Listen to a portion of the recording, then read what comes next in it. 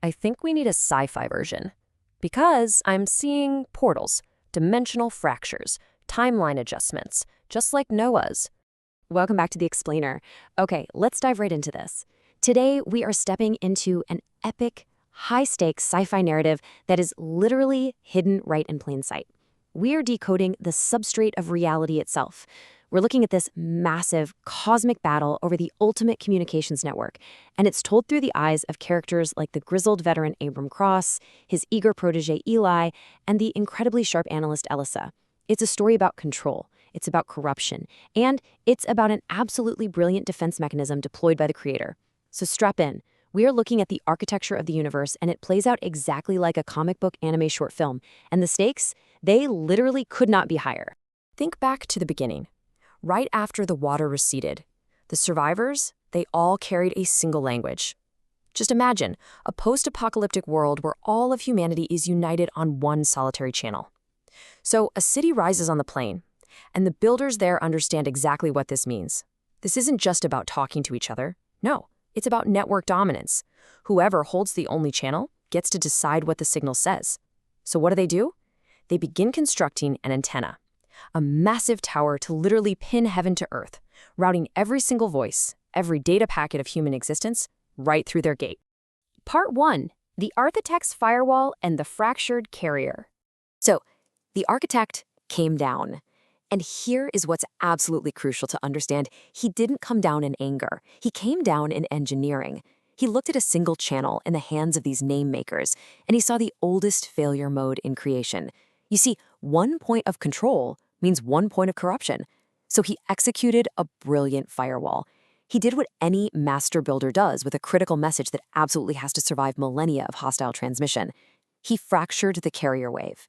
The tower builders, they wanted one channel going up, but the architect, he built 70 coming down. He distributed humanity across 70 distinct frequencies. Each family walked away tuned to a totally different band. And encoded deep below the surface level was a fragment of the ultimate signal. This wasn't a punishment, it was a firewall. But Dad, if the message was broken into pieces, how would anybody ever hear the whole thing? That's what young Eli asks, and it's the exact question we're all thinking, right? How in the world do you assemble a shattered signal? Well, the answer is you don't. At least not by hand. The pieces were designed to receive. The entire network was just waiting for someone to turn the master transmitter back on. Part 2. 2,000 years of carrier silence. 2,000 years. That is how long the carrier silence lasted. The frequencies drifted apart. Empires rose, empires fell, all trying to consolidate those frequencies back into one controllable tower. And through it all, the channel just stayed dark. Now, there was a moment. A single courier named Jonah was handed a Gentile band transmission at the port of Joppa, but he ran the exact opposite way. So the open loop remained unclosed. The network just sat there, waiting in the dark. And then, suddenly, in an upper room, the transmitter lights up. It's like this massive anime power-up sequence. Fire that divides itself, dropping one tongue of flame per receiver.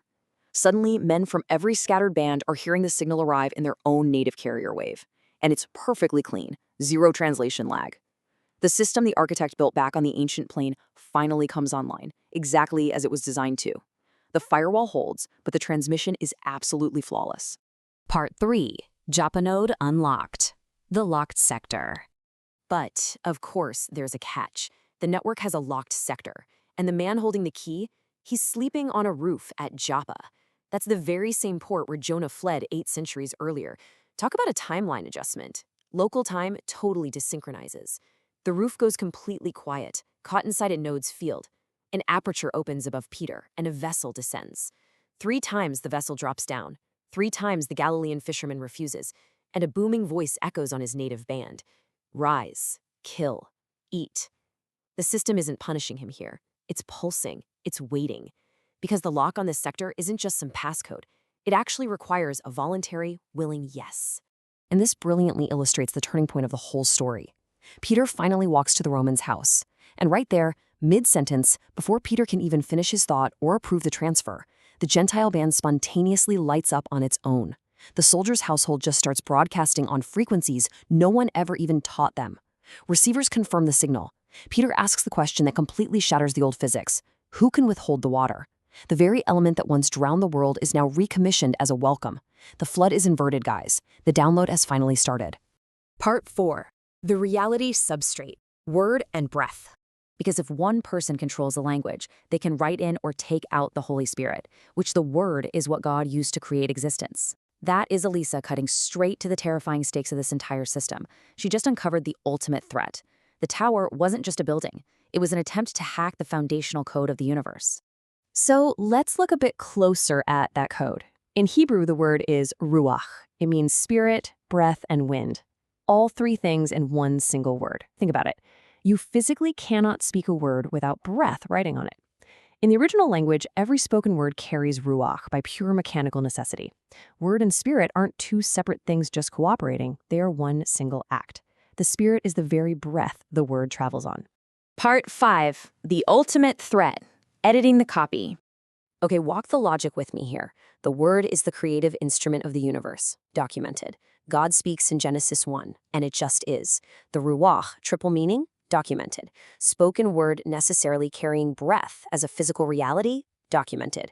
System verification is complete. The logic holds up perfectly across the board.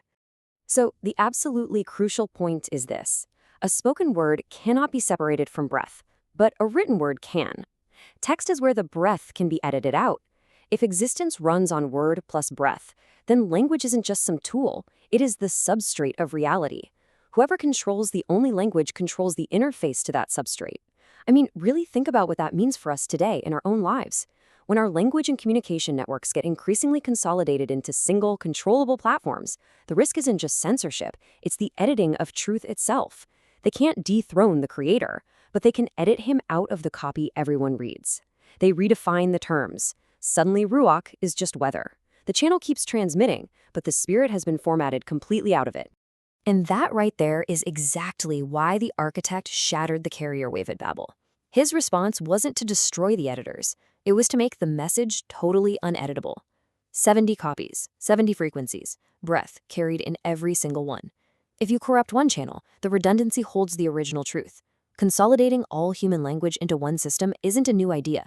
It's the exact same old tower, seeking the exact same edit access.